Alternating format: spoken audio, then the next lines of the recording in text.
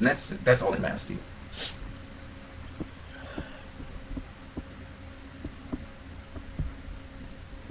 What's this here?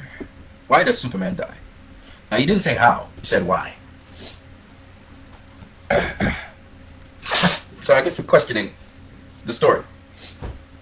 Well, this story incorporates death of Superman into it. This story is very, very much a packed story. Some people say there are 3 different films in this story. There's the Batman versus Superman film, there's how the world sees and judges Superman, and then there is the death of Superman film. Okay, maybe. But what I do know is they all, to me, in my opinion, fit together and build upon one another. So that's what I like about it. Now, people don't think it's seamless because they don't like how it's edited, but actually the editing is fine. The storytelling is just different to what you're used to, where instead of going with one character and seeing things through one character's eyes in a linear fashion, it moves and shares amongst characters, but the storyline stays nice and solid and keeps on moving on. Okay? That's basically, Snyder always does that. That's Zack Snyder. And that's what you get with Justice League as well. You get flashbacks, you get dream sequences, visions, future events. You know, it's kind of like, I always try to say, if you watch Kill Bill, you watch any Tarantino movie, they do the same thing. It's the same thing with a little bit more frequency of moving around the characters. Okay, that's all it is.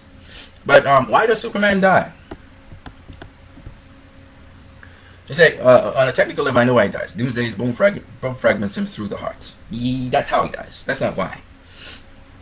So, why, as I said before, has to do with the death of Superman, which is a novel. He dies in the beginning, Doomsday kills him, so they're trying to keep with the canon. The first time Superman encounters Doomsday, he dies. That's just the way it is. Doomsday is one of the few characters out there that's killed Superman. Okay? And here's what I was saying about Doomsday. When I first saw the newly born Doomsday, which actually is cool, it's like a Kryptonian. He's formed like a Kryptonian and everything. He's just so huge. It's interesting that they got the Genesis chamber to work again. But when Doomsday was was first formed, he looked like a deformed Hulk, or like one of those orcs from Lord of the Rings. But then, as he started to regenerate, he looked more like Doomsday, the rigid facial structure and everything. And he fought like Doomsday. So I wasn't too bothered by that. But let me get into why Superman died. And it was a ballsy move. Superman died to bring together the 4 questions that was asked of him. Is he a hero? Is he good or is he evil? Will he be accountable to mankind? Well, that one is not included because he went to the courtroom. That's how he was accountable, right? And then the 4th one, can we trust him? In other words, when he does good, will it cause more collateral damage? In this case, it didn't cause a lot of collateral damage because the part of Gotham they went to fight Doomsday was more or less an uninhabited part, as was already stated umpteen times in the movie, which is it's kind of funny that they were making that apology. Oh, there's no one here! It's pretty funny. But anyway, so this is a pivotal point in Superman's development to encounter mortality, because Superman, and most people believe that Superman is almost immortal. So the fact that Superman has to encounter his mortality, or as close to his mortality as possible, is very important for when Superman returns. Okay? So, why does Superman die? Well, he dies so that the world can live. He gives this sacrifice. Remember, this movie was done on Easter, so it definitely has these messianic themes in it. So I have no problem with it, and I'm a Christian, so it doesn't bother me one bit. Now, some people have a problem with a lot of God being used in this movie, even though the God that's used in this movie is not the Almighty God or the Jehovah or the Judeo-Christian God. When they're talking about God in this movie, they're talking about powerful beings that have abilities above humans. Okay, that's what they're really talking about here. But anyway, suffice it to say, that's an impactful part of the film, actually, and it was done beautifully because Superman had to take up the very thing that weakened him, which was kryptonite, a kryptonite spear. Of course, he held the spear a lot further away from the kryptonite, but it still weakens him, right? And he went with all his might and all his power, just like how he destroyed the world engine, and you felt that the will by him and the zeal to give it its all. He saw that same thing in picking up the kryptonite spear. He knew the kryptonite spear would weaken him. And the reason why I think he died, or he was close to death, or whatever you want to call it, is because of the kryptonite spear actually that weakened him. Which is why another reason why probably while he was trying to fight Doomsday, instead of avoiding Doomsday after he stabbed him through, he stuck around. I think Doomsday held him as well. But I mean, he really killed Doomsday. I mean, he took it into the next gear. He got impaled, and he just took it to the next level. That's Superman. Now, people say this character, he didn't behave like Superman. He does behave like Superman, but he's not the fully formed Superman, who's in control, and he takes charge of things in a certain way. He's not that Superman yet. But when he comes back, I believe he will almost be that Superman. So look out for that. Because this is a young, inexperienced Superman. Has to learn and take on the burdens of the world on his shoulders. Okay? What's the point of Clark's dream visit with his dad? It's not a dream visit. It's going inside of Clark's head. Again, that visual imagery that Zack Snyder likes to do. He likes you to feel what's going on in a person's mind. So Clark was hopeless. He took time off to walk and process what happened. Bearing in mind what Lois said to him, she said, "This means hope." And in his mind, he's processing it, and he's recounting some of the incidents his father had with him. And it's not a hallucination. It's what we do in our minds. If I was to have a conversation, say, for instance, with myself, sometimes I may have a conversation with someone from my past who was probably a mentor to me, but I'm either no longer with them or whatever. When we think, this is what happens, and we see images in front of us. So Clark was having this conversation with his dad, but really it's just to help him clear out his mind and clear out his thoughts. It's a psychological thing. His father was important because his father was able to show him a similar circumstance and how he overcame it. And how he overcame it was by trusting in people who believed in him so as to strengthen his faith in what he had to do and supported him. And that was the key. There was a relationship moment. And it was supposed to connect Clark to Lois more. She was kind of his inspiration for whatever he would have to do. So that once Clark was grounded again with Lois, he flew back off to head back to Metropolis. Okay, with a renewed sense of purpose. Does anybody in this universe know how to use a spare? Yes.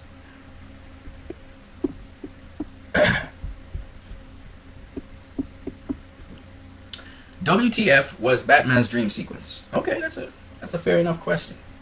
Batman has a lot of dreams, but we'll talk about the one I think everybody wants to know about, which is the apocalyptic dream, and then followed by the Flash appearing onto him. Now, clearly, Batman didn't really have a dream. It really was a vision, okay? It seems as though it was a vision of the future, a possible future that he actually had. And looks like he fell asleep for real, but it could be that he went into a vision. Now, here's the important part. That is such a huge Easter egg, it's not funny. But let's just give you the foundation of why these two scenes were important to the movie. Those two scenes were important to the movie for two reasons. One, because Batman needed to know that Lois was important in this movie. Two, and she ended up being important. Two, to know that, to get a premonition that he needed to look for other beings like Superman. That other beings like Superman were not bad.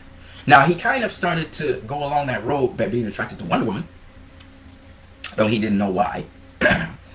And he doesn't know about metahumans. So, obviously, the second part of this is where Flash comes through time and actually speaks to him. And he's not asleep at that point in time. He's seeing a vision.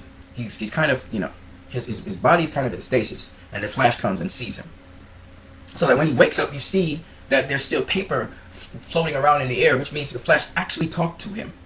And he probably knocked out or something, and then he wakes back up. Because time, changes once you're having visions or dreams. So that's basically what he saw. Some people say it was a shadow effect, like he actually saw the Flash, then he fell asleep again, and then he woke back up. Or he blanked out, and then he got back up from being blanked out. Okay? So it's one of those things. But the paper was actually moving in the air, which tells me that the Flash actually was there. So the Flash is a Flash from the future who comes back into the past to talk to Bruce Wayne, which is kind of crazy. It's kind of out there. I don't want to go into the specifics of it, but suffice it to say, it's important for getting Batman, when he sees the Metahuman project, to actually investigate it, which leads him to find out that Wonder Woman is Wonder Woman, and there are other Metahumans around. And it's also the incentive that leads him at the end of the movie to talk about